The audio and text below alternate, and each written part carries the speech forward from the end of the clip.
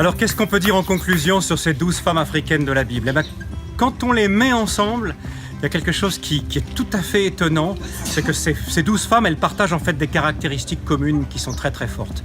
Ce sont souvent des personnages assez secondaires de l'écriture, souvent certaines d'entre elles ne sont pas très connues, mais quand on les regarde comme une unité, on s'aperçoit qu'il y a 3 choses que ces femmes ont en commun, et c'est comme un héritage qu'elles laissent à l'Afrique aujourd'hui, et c'est comme un témoignage qu'elles donnent de la destinée prophétique de l'Afrique aux yeux de Dieu. La première chose, c'est que ces femmes africaines de la Bible, ce sont des femmes qui désirent entrer dans le peuple de Dieu et en faire partie.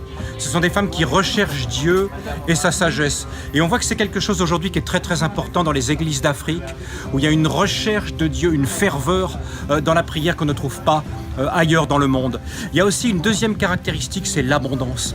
La plupart des femmes africaines de la Bible sont des femmes qui soit vivent dans l'abondance, soit ont été au bénéfice de l'abondance de l'Afrique. Et dans la vision de Dieu sur l'Afrique, l'Afrique est un continent d'abondance, un continent qui nourrit le reste du monde. Et en fait, c'est un appel aux chrétiennes particulièrement à rentrer dans cette destinée prophétique d'abondance pour l'Afrique. La troisième chose qu'elles sont en commun, ces femmes, c'est l'hospitalité et la générosité. Ce sont des femmes généreuses, ce sont des femmes hospitalières, ce sont des femmes qui ouvrent leur maison, qui ouvrent leurs bras, ce sont des femmes qui sont extraordinairement généreuses. La plus généreuse, c'était la reine de Saba. Personne n'a jamais amené autant de richesses, autant de cadeaux que la reine de Saba.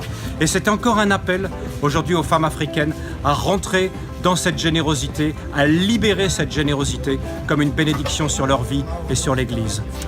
Les femmes africaines de la Bible, je vous propose de les découvrir dans le livre « La Reine du Midi se lèvera », 12 femmes africaines de la Bible. Merci.